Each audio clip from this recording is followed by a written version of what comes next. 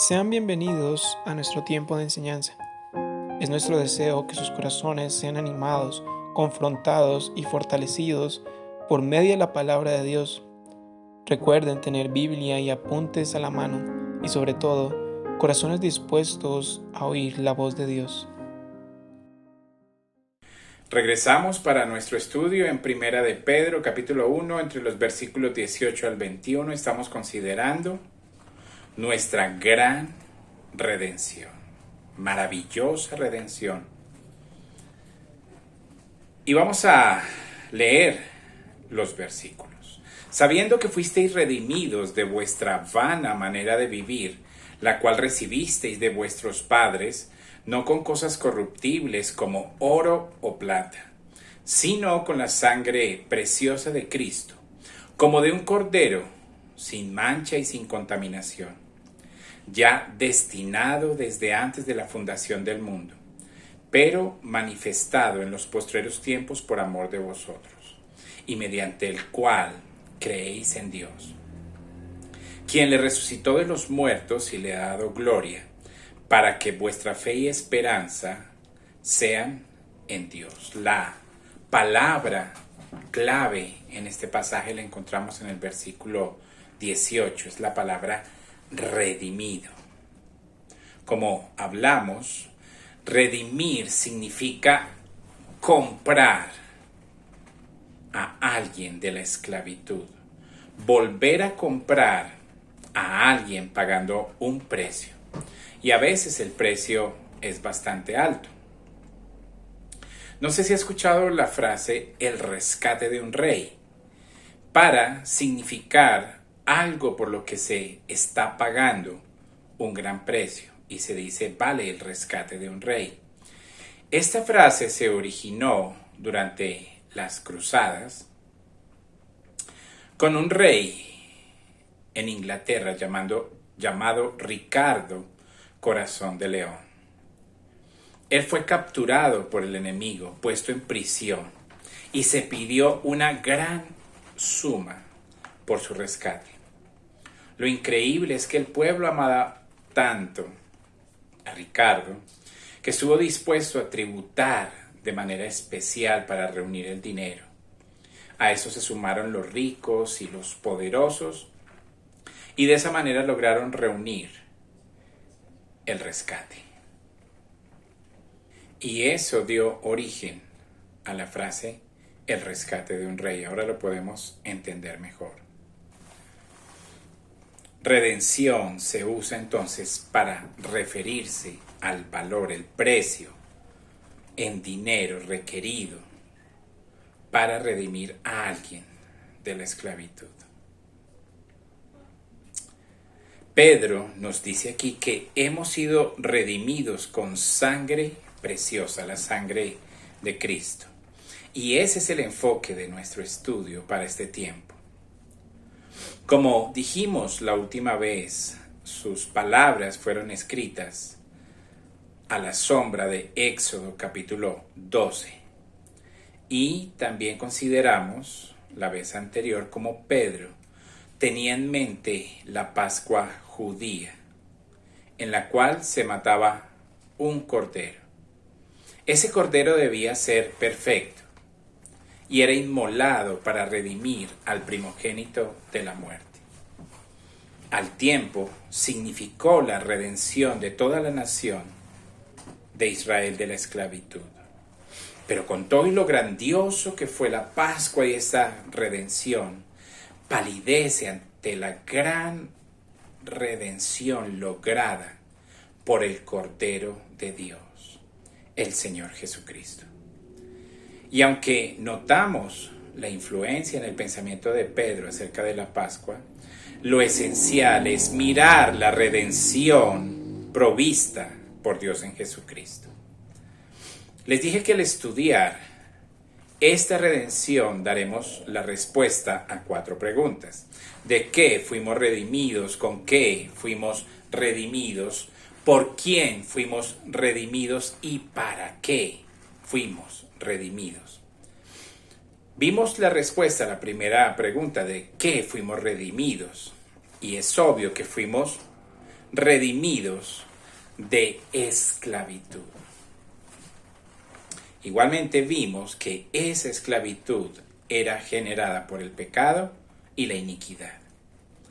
Eso lo aprendimos a partir de Romanos 6 y Efesios 2. Éramos esclavos. Y Pedro aquí se enfoca en 4 condiciones de la esclavitud del hombre al pecado. 4 palabras claves, 4 elementos. Dice en el versículo 14 del capítulo 1 de Primera de Pedro: como hijos obedientes, no se conformen a las concupiscencias, a las lujurias anteriores. Entonces aquí describe la primera característica que estudiamos: lujuria. La parte de la esclavitud al pecado que se expresa en un fuerte deseo en el corazón de hacer lo malo. Eso es lujuria. Lujuria se refiere a esos fuertes deseos mentales e ilícitos que son solo el reflejo de la esclavitud al pecado. De hecho, el corazón del hombre por sí mismo no puede liberarse de la lujuria de la carne y de la lujuria de los ojos. Literalmente dominan su estado caído. La segunda palabra la vemos también ahí en el versículo 14 y describe también la naturaleza de la esclavitud. Dice: como hijos obedientes, no se conformen a los deseos, las lujurias que tenían antes en su ignorancia. No solo no se conforme a la lujuria, pero tampoco a la ignorancia en la que vivió en tiempo pasado. Dijimos que esa ignorancia caracteriza al incrédulo. ¿Pero ignorancia acerca de qué? Vimos varias cosas en la Escritura. Hoy le haré notar algo más. En Juan 17:25 Jesús dijo lo siguiente: oh Padre, aunque el mundo no te ha conocido, ahí está. La esclavitud de los no redimidos es que ellos no conocen a Dios. Esa es la expresión más clara y penetrante de su ignorancia. Son ignorantes de Dios. En Juan 8 Jesús les dijo: no me conocen, no entienden lo que digo, porque son de su padre el diablo. Y ustedes quieren cumplir los deseos de ese padre. Es decir, ustedes no creen en mí porque no son de Dios. Y sigue diciendo el Señor: el que es de Dios escucha las palabras de Dios. Por esta razón no las escuchas, porque no eres de Dios, no conoces a Dios y por tanto no entiendes la palabra de Dios, no reconoces su voz. La ignorancia entonces se constituye así en un gran problema, y es ignorancia acerca de la revelación de Dios. En Romanos 1:28, Pablo, hablando de los no regenerados, dice que no ven y no pueden reconocer a Dios. Viven como ateos prácticos, como si Dios no existiera. Y Dios los entrega a una mente depravada. Pablo, por ejemplo, hablando de su condición antes de ser un creyente, dice en 1 Timoteo 1:13 que antes era un blasfemo y perseguidor y un agresor violento, y luego dice: y sin embargo Dios me mostró misericordia. ¿Por qué? Porque actué, y vea la siguiente palabra, ignorantemente en incredulidad. Él confiesa su propio estado de ignorancia. Esa es la condición de las personas no redimidas. Son ignorantes de Dios y son impulsados por la lujuria, por sus deseos y pasiones sin límites. Tienen el entendimiento entenebrecido, son incapaces de tener comprensión espiritual. Humanamente no pueden entender las cosas de Dios, ya que su mente es depravada y reprobada. Esa es su naturaleza que les atrapa sin poder escapar.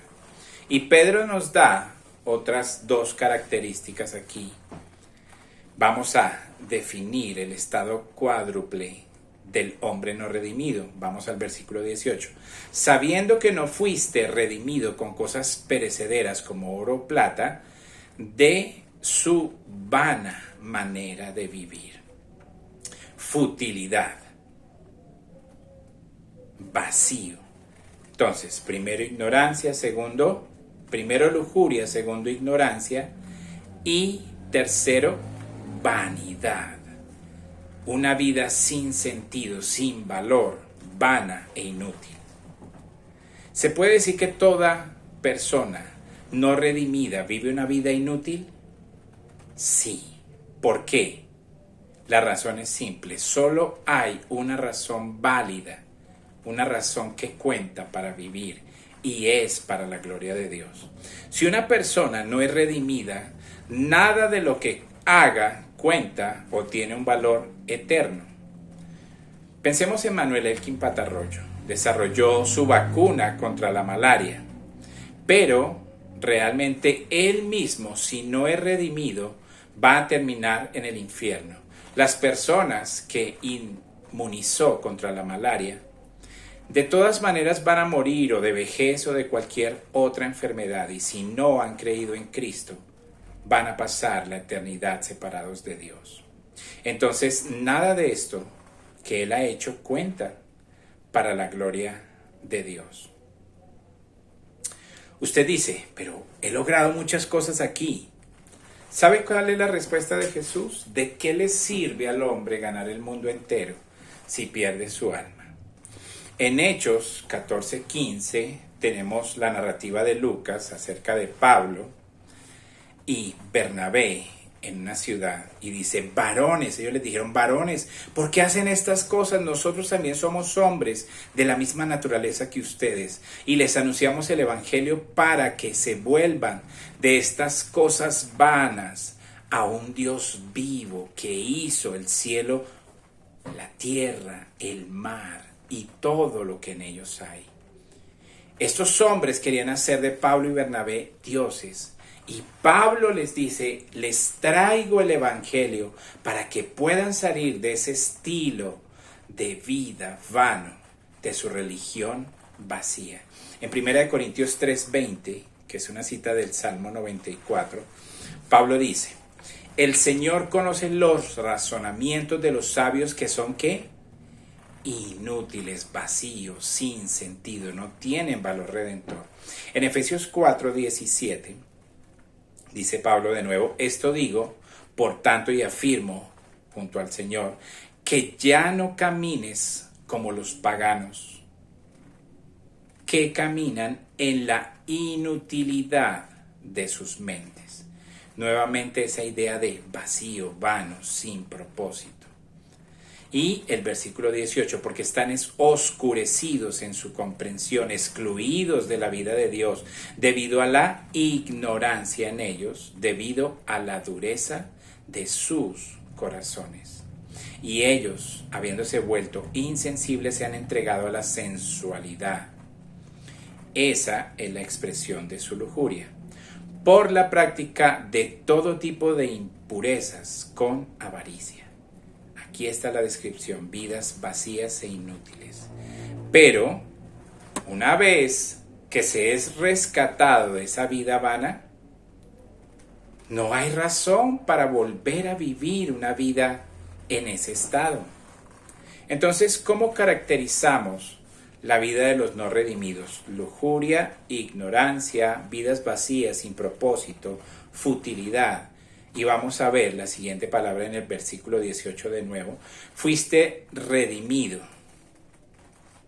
no por oro ni plata, de tu inútil estilo de vida, y luego esta declaración, heredada de tus antepasados. Entonces, la cuarta característica de la esclavitud del no redimido es lo que llamaremos la tradición. Las personas son víctimas de su tradición, lo que han heredado como costumbres de sus antepasados. Reconocemos la fuerza de la tradición religiosa, ¿verdad? La vemos a nuestro alrededor con la religión tradicional. Estas personas llegan a sentir condenación si se ponen en contacto con algo que no sea sus tradiciones. Incluso reconocemos la presencia del tradicionalismo ateo en algunos países. Aquí hemos sido ateos por generaciones, es lo que dice. Pedro dirige su atención hacia la tradición judía, tanto entre los judíos y también a las tradiciones entre los gentiles paganos. Y al pensar en el judío, creo que está presente el estilo de vida vacío, inútil, heredado de sus antepasados en todo lo que tiene que ver con las prácticas del judaísmo apóstata, que no reconocía a Dios y que era muy popular entre los fariseos y entre sus seguidores. Según Mateo 15:9, ellos inventaban mandamientos y los elevaban a mandamientos divinos. Esto puede llamarse un judaísmo tradicionalista degenerado. ¿Recuerdan el sermón del monte? Jesús dijo una y otra vez, oísteis que fue dicho, refiriendo a la tradición de los rabinos, mas yo os digo, aclarando que él hablaba la palabra de Dios. Eran presos de esa tradición. Según Mateo 23, esa tradición ata pesadas cargas sobre los hombres que nadie puede sobrellevar. Ese legado tradicionalista que tristemente sigue hoy presente en Israel. Un hermano nos contó que estuvo interactuando en un viaje con un judío fuera de su país y él le dijo, si yo te regalo una Biblia, ¿tú la leerías? Y el hombre le contestó rotundamente, no puedo romper la tradición familiar. Y creo que eso no es exclusivo en el contexto judío. ¿Cuántas veces hemos escuchado la frase, esta es la religión que tradicionalmente ha practicado mi familia y no la voy a traicionar? La religión tradicional, ya sea el judaísmo apóstata degenerado o el paganismo en cualquiera de sus múltiples formas, es un elemento de la esclavitud de la cual los hombres deben ser redimidos. El hombre no redimido entonces tiene la presión externa de la religión, su entendimiento oscurecido, es ignorante acerca de Dios y además vive una vida dominada por la lujuria. De todos esos 4 aspectos, el hombre necesita ser redimido. Eso es lo que caracteriza al pecado, esa es la condición de los no redimidos. La condición del hombre no regenerado abarca todo su ser, lo incluye, lo envuelve totalmente. Al mirar a alguien y usted quiere identificar su esclavitud no es el pecado que practica, su esclavitud es algo mucho más profundo, como hemos visto hasta acá, y reconocemos que solo Dios tiene el poder para redimirlo. El hombre ha caído del estado en que fue creado. De ser compañero de Dios, ahora es compañero de demonios, y a menos que sea redimido, permanecerá en esa condición por toda la eternidad. Su carne está contaminada, su cuerpo dominado y necesita desesperadamente limpieza.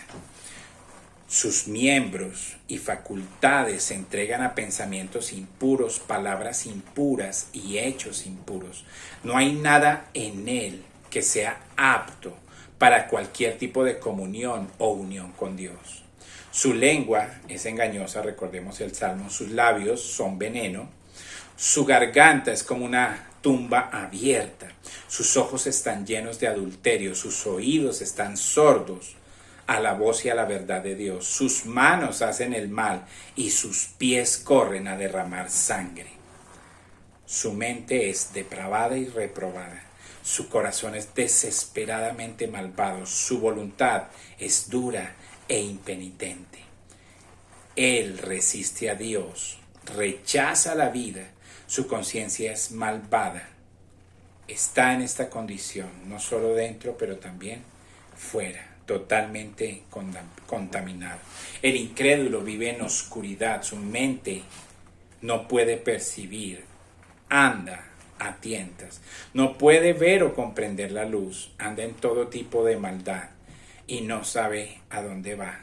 Tropieza sin saber en qué, cae y no sabe cómo levantarse o cómo controlar sus pensamientos, palabras y acciones. Superficialmente parece que es feliz, guiado por su tradición religiosa, que solo le exige conformarse externamente a su apariencia, a la apariencia de su sistema religioso, y contentarse con simplemente tener buena apariencia, ser una buena fachada. De todo eso hemos sido redimidos. Mucho por agradecer, ¿verdad? Y en el contexto, Pedro dice que ese agradecimiento debe producir esperanza, santidad y temor reverente a Dios. Vamos a ver la segunda pregunta. ¿Con qué fuimos redimidos? Versículo 18 de nuevo. Sabiendo que no fuisteis redimidos con cosas perecederas como oro o plata. Comienza con esta declaración negativa. Esto es con lo que no ha sido redimido. La palabra saber aquí es muy importante.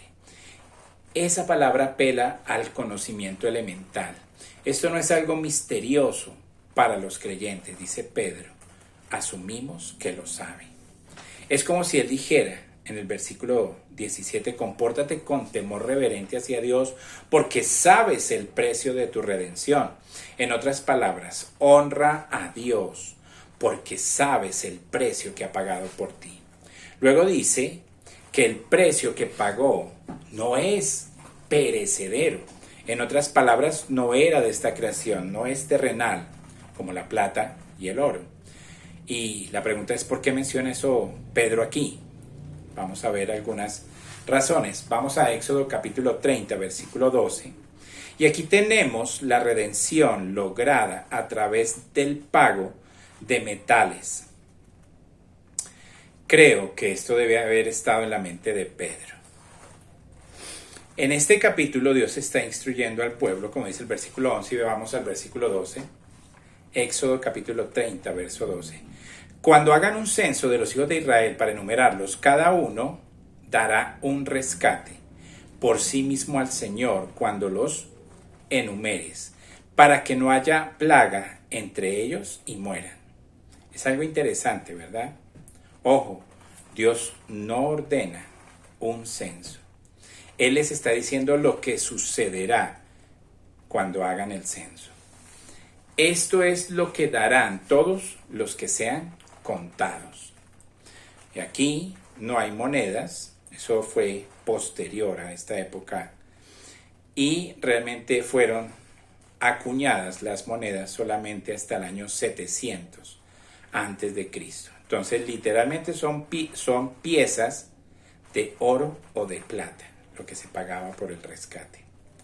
Y dice aquí el Señor, medio ciclo según el ciclo del santuario. El ciclo es 20 jeras, medio ciclo como contribución al Señor. Ese es el precio de la redención, el precio por el rescate.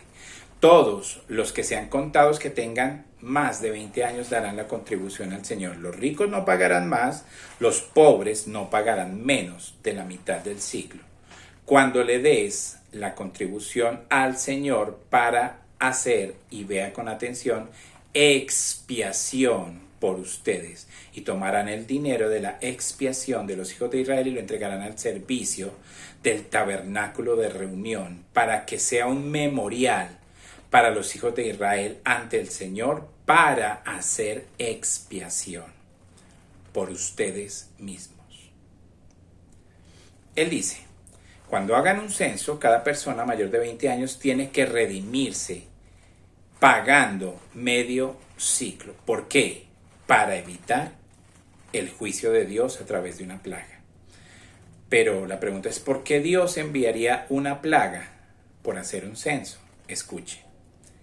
Es claro en la Escritura que Israel al hacer un censo, mostró su desconfianza en el poder de Dios. Recuerda el momento en el que David estaba en serios problemas porque enfrentaba un gran ejército. Y para él lograr saber si tendría la fuerza para vencer al enemigo y de esa manera no confiar en Dios, ordenó un censo. Y lo que tenemos aquí es la realidad de que un censo le daría a David el conocimiento para establecer si tenía la capacidad militar y así jactarse de su ejército. La implicación aquí es que era un pecado y que todo el que fuera contado con edad suficiente para pelear debía redimirse a sí mismo, pagando el precio de su redención. Pedro está pensando en esto y dice, no fuiste redimido con cosas perecederas como oro o plata. Eso jamás podrá liberar almas eternas de la eterna esclavitud y sus consecuencias del pecado. Miremos el Salmo capítulo 49, verso 7. Ningún hombre puede de ninguna manera redimir a su hermano o dar a Dios algún precio como rescate por él. Y mire el versículo 8, esto es fascinante. Por la redención de un alma que es de gran precio, no se logrará jamás. Nadie está en condición de pagar nada en esta creación perecedera puede alcanzar el valor requerido para tan grande redención. Quizá este medio ciclo pudo expiar el pecado de ser contado, pero no puede redimir el alma esclavizada del pecado. Miremos Isaías 52:3, porque así dice el Señor, eso es maravilloso. Fuiste vendido por nada y serás redimido sin dinero. Gran profecía la de Isaías, será redimido sin dinero. Las cosas perecederas jamás podrán redimirnos. Entendemos que estas cosas se descomponen, se oxidan, se corrompen y perecen y no pueden pagar el precio de una redención eterna. No se puede comprar la salvación con dinero. El Talmud, el libro de la tradición judía, decía que un judío al dar limosna compraba su redención. Eso es falso. Bueno, entonces ¿con qué nos redimirán? No con cosas perecederas como oro o plata, y mire el versículo 19 del capítulo 1 de Primera de Pedro, pero ¿con qué? ¿Preciosa qué? Sangre, pero con sangre preciosa. ¿Qué significa eso?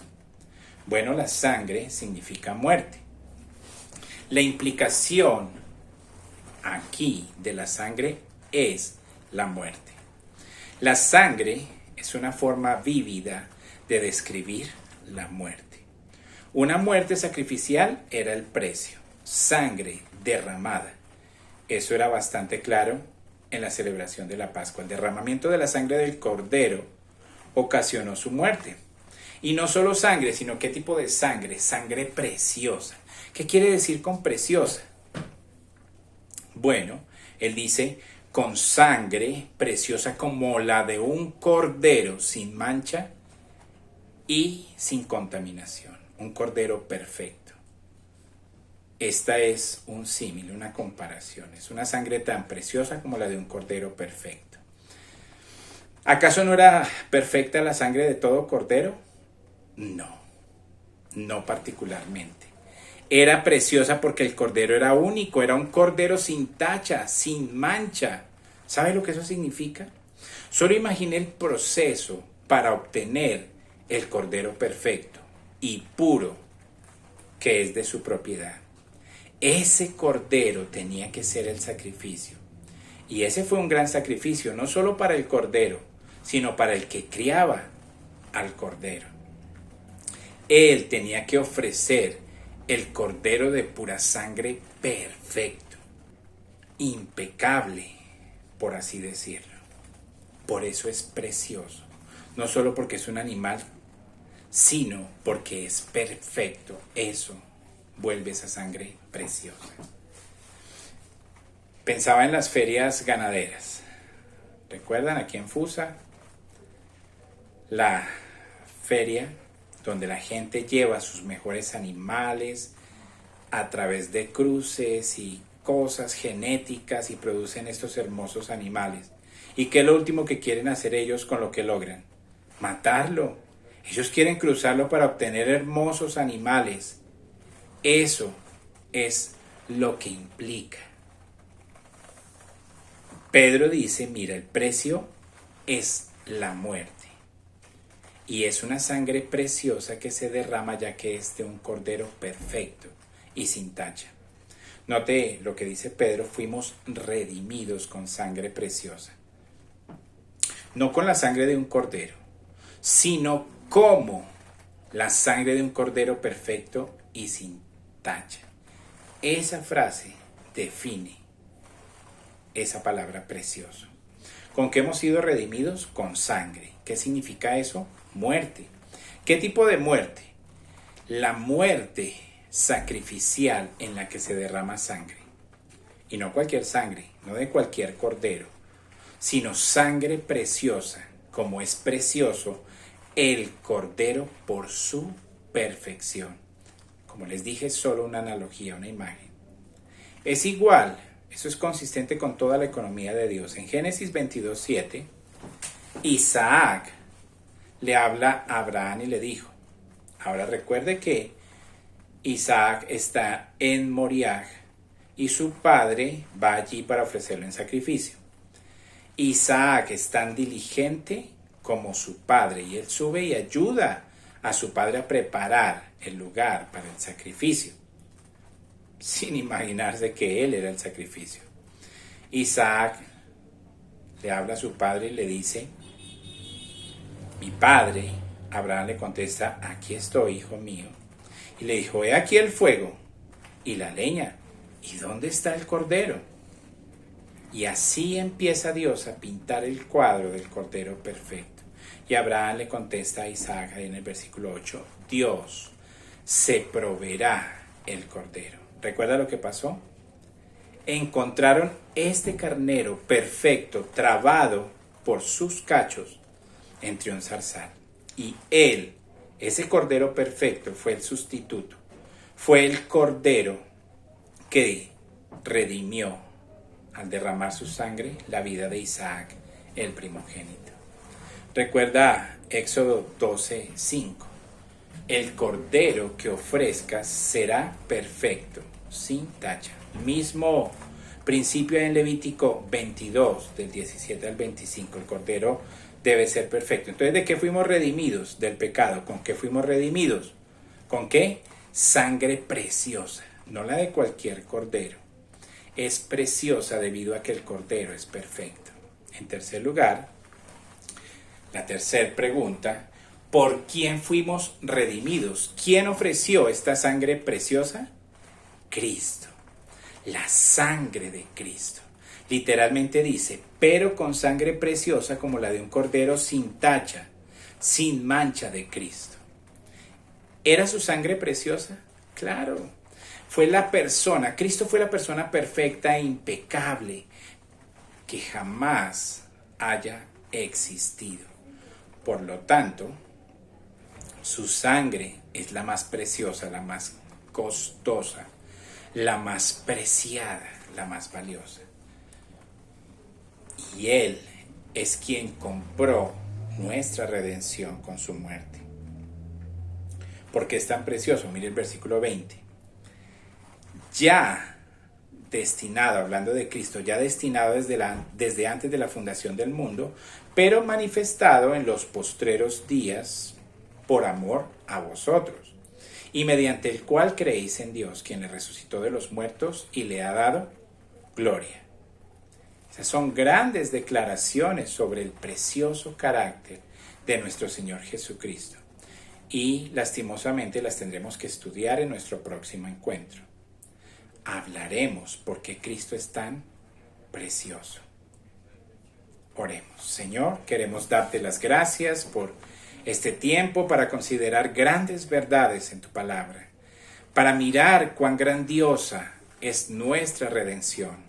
Fuimos redimidos de la lujuria, de la ignorancia, Señor, de vivir vidas vacías, de vivir esclavos de la tradición. Muchas gracias, Señor. Y todo esto, Señor, nos recuerda el día en que estaremos en el cielo debido a que fuimos redimidos de esa esclavitud y comprados para ser parte de tu pueblo. Te damos gracias por todas estas verdades. En el nombre precioso de Cristo Jesús. Amén. Agradecemos a Dios el tiempo que hemos podido compartir escudriñando las Escrituras. Gracias por acompañarnos y recuerden que estas enseñanzas están en nuestro canal de YouTube y que podrán verlas nuevamente. Gracias por su compañía y nos veremos en nuestras próximas reuniones. Dios les bendiga.